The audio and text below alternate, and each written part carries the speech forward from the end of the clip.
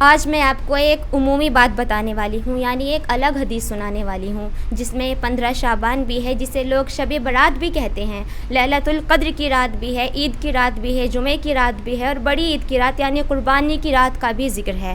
تو میں آپ کو ایک الگ حدیث سنانے جا رہی ہوں۔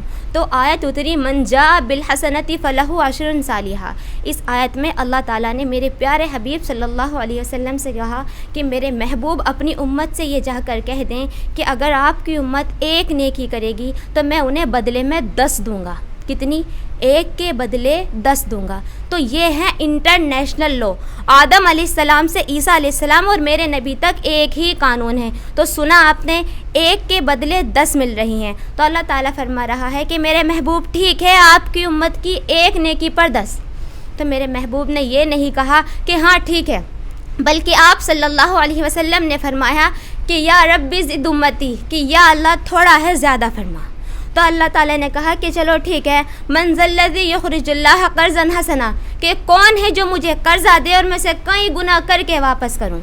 کون ہے دنیا میں جو مجھے قرضہ دے اور میں اسے کئی گنا کر کے واپس کروں؟ کہ ٹھیک ہے میرے محبوب، آپ کی امت کی جب تمہیں 10 دے رہا تھا ایک پر، اب 10 سے کئی گنا زیادہ، یہ ٹھیک ہے؟ تو میرے نبی نے پھر کہا کہ رب زد امتی، یا اللہ تھوڑا ہے زیادہ فرما۔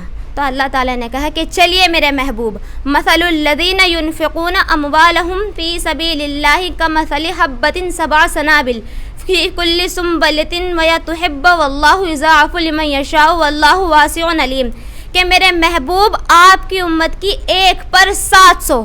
کتنی؟ ایک پر 700۔ اب ذرا آپ سوچیں کہ اگر کوئی ہم سے ہی یہ آ کر کہہ دے کہ آپ ہمیں 1 روپیہ دیں اور ہم آپ کو بدلے میں 700 روپے دیں گے، تو ہم بنا سوچے سمجھے کیا کہیں گے کہ بھائی لاٹری لگ گئی، ٹھیک ہے، ہم جھٹ سے ہاں بول دیں گے کہ ہاں ٹھیک ہے۔ تو اللہ تعالیٰ فرما رہا ہے کہ ہے کوئی کائنات میں ایسا کاروبار جو 1 روپے کی چیز پر 700 روپے نفع دے سکے؟ پوری کائنات یعنی پوری دنیا میں ایسا کوئی نہیں ہے جو ہمیں 1 روپے کے بدلے 700 روپے دے سکے۔ تو اللہ تعالیٰ کہہ رہا ہے کہ میرے محبوب اب ٹھیک ہے آپ کی امت کی 1 پر 700۔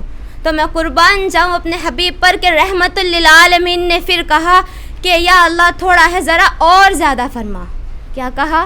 کہ یا اللہ یہ تو تھوڑا ہے ذرا اور زیادہ فرما۔ تو یہ میں آپ کو خصوصی پیکج پر سنا رہی ہوں۔ تو اللہ تعالیٰ نے کہا کہ چلیے میرے حبیب یہ سب چھوڑیے سب، یہ 100 200 300 400 500 600 700 یہ سب جمع کرنا چھوڑیے۔ تو میرے اللہ نے فرمایا کہ انما یوفی الصابرون اجرہم بغیر حساب، کہ ہاں مگر میری اتنی شرط ہے کہ آپ کی امت میں جو صبر والے ہوں گے انہیں میں بے حساب دوں گا۔ کنہیں؟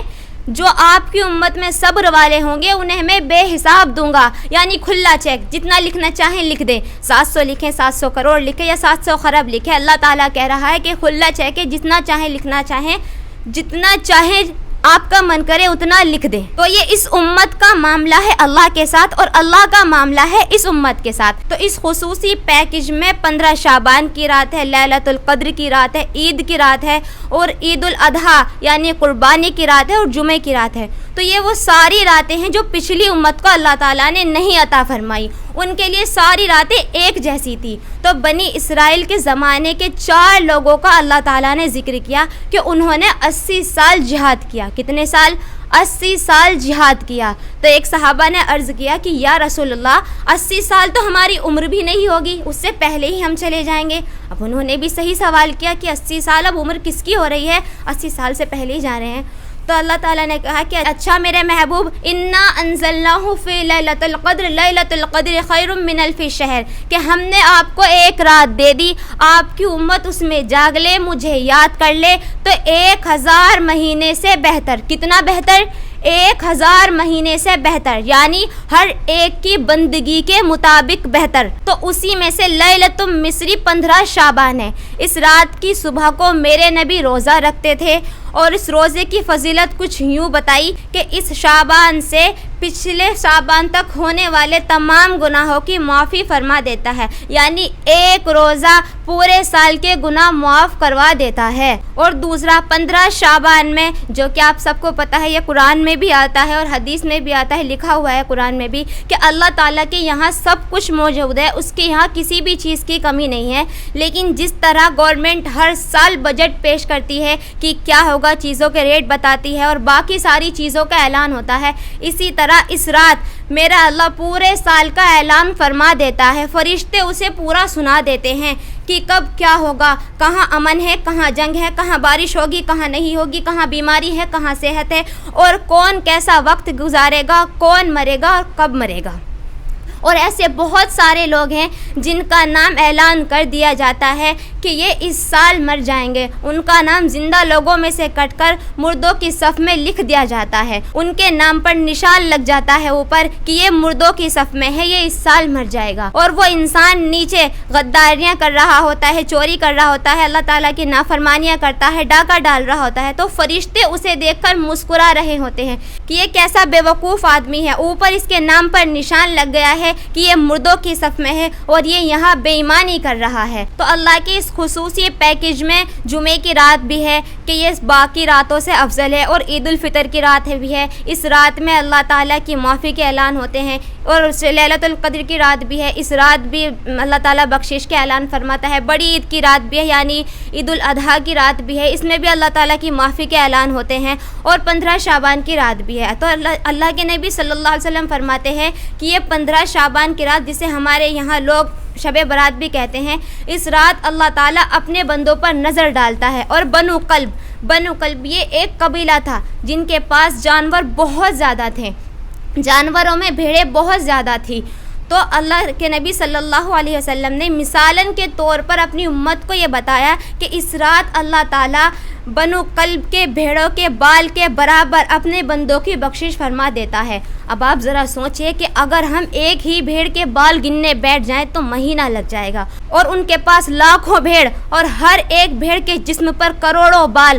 تو اللہ کے نبی صلی اللہ علیہ وسلم نے لوگوں کو مثال کے طور پر یہ بتایا کہ اللہ تعالیٰ اس رات بے حساب لوگوں کی بخشش فرما دیتا ہے۔ سبحان اللہ۔ تو آپ صلی اللہ علیہ وسلم فرماتے تھے کہ میں روزہ رکھتا ہوں اس لیے کہ میں چاہتا ہوں کہ جب میرا نام زندہ لوگوں میں سے کٹ کر آگے جانے والوں میں لکھا جا رہا ہو تو میں چاہتا ہوں کہ میں روزے کی حالت میں ہوں۔ میں روزہ رکھتا ہوں اس لیے کہ میں چاہتا ہوں کہ جب اوپر میری موت کا اعلان ہو رہا ہو تو میں روزے کی حالت میں ہوں۔ تو اس دن کا روزہ، رات کی عبادت کوئی مخصوصی نہیں ہے۔ دیکھیں ہمارے یہاں بہت عجیب و غریب کام ہو رہے ہیں، اور چاہے 15 شعبان ہو یا پھر لیلۃ القدر یا پھر عید الفطر، یہ جتنی بھی عبادت کی رات ہیں ان میں کوئی اجتماعی عبادت نہیں ہے بلکہ فرد کی یعنی انفرادی عبادت ہے، اور گھر میں ہے، مسجد میں نہیں ہے۔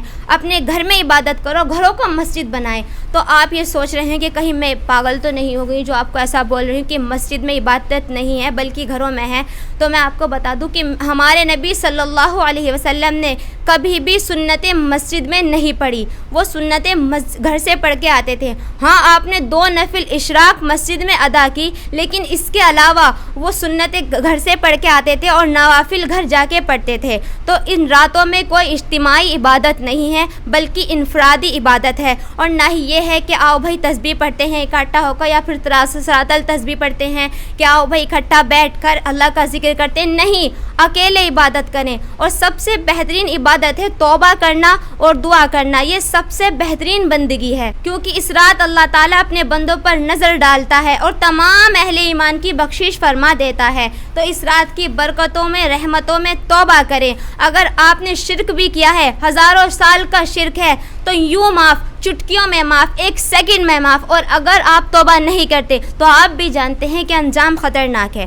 اسی لیے توبہ کریں اپنے گناہوں پر بھی اور اپنی نیکیوں پر بھی، کیونکہ ہم تو نہیں جانتے کہ ہم جو نیکیاں کر رہے ہیں وہ اللہ تعالیٰ کے یہاں قبول ہو بھی رہی ہیں یا نہیں، تو اسی لیے توبہ کریں۔ تو میں آپ سے پھر بتا رہی ہوں جو کہ میں نے آپ کو پچھلی مرتبہ بھی بتایا تھا کہ اس رات میں کن کن لوگوں کی بخشش نہیں ہوتی۔ شراب پینے والا، ماں باپ کی نافرمانی کرنے والا، دل میں کینہ نفرت رکھنے والا، رشتہ داروں سے لڑنے والا اور زنا کرنے والا، چاہے وہ کرنے والا ہو یا کرنے والی، مرد عورت دونوں کی بات ہو رہی ہے یہاں پر۔ لیکن اگر کوئی بھی معافی مانگ لے تو اللہ تعالیٰ فرماتا ہے لَوَجَدُوا اللَّهَ تَوَّابًا رَحِيمًا سَمَّاكُمْ۔